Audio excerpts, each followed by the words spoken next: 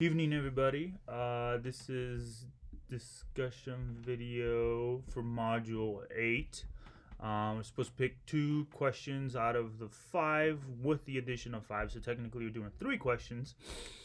So I started with question number 1. Discuss the difference between informing and persuading. When is most likely you want or need to inform or persuade? Why should you know the difference? So important. I think it's important because different scenarios within your work area is going to determine whether or not you're going to use one or the other ways to make a presentation. So for me, we had a brand new commander being hired in. She has no idea what our shop does. So the best way to kind of immerse her into or kind of educate her in an hour of what we do as a unit is to do an informative or an immersion brief. So giving her all the necessary information. This is, her unit is divided in 2 different groups. One personnel, one services, and then just kind of breaking down exactly what each of those sections do, and then have subsections to it, so she understands what her overall unit does. But I also be able to inform other commanders of the capability that now she has under her command, and other commanders have for support. Persuasive,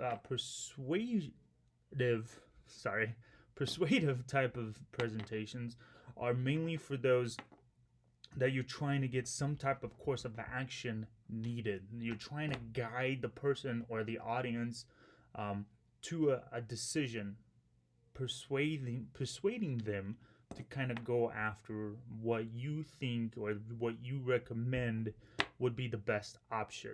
They basically, case in point to that, again, I mentioned this before. We have 2 of our dining facilities going down, so we're giving the audience, these other commanders, different options for them to go and eat. So we try to rack and stack ours. Priority number 1, this is the most feasible one. There's not a lot of limiting factors to it. As you go down the list, they become less and less appealing to them. So sort of forcing their hand to choose topic number 1. So that's question number 1. Question number 2 that I picked was number 4. Is organizing a presentation still important in 2019, 2020? Why and why not? Discuss how you've seen good presentations organized and how lack of organization might impact overall delivery. So I think more than ever, it is important to have some type of structure to your presentations and even meetings, because everything is now like, everybody is such in a high tempo and trying to get things as best as they can done. So if your message is not clear, concise, and to the point, you're gonna start losing time, but you're also gonna lose people's interest in the subject that you're trying to present. I've seen this be really, I've tried to incorporate this myself when I'm doing presentations. I have a script with the slides because everything in the military is done death by PowerPoint. So for me, I have the slides, but that just gives me prompts to what the overall message is. So I keep a script, and I practice that script the best I can over and over again, but trying to improve it on every time, because sometimes you're talking through it and all of a sudden another idea pops in. So I'll make notes at the end of the meeting or the end of the presentation.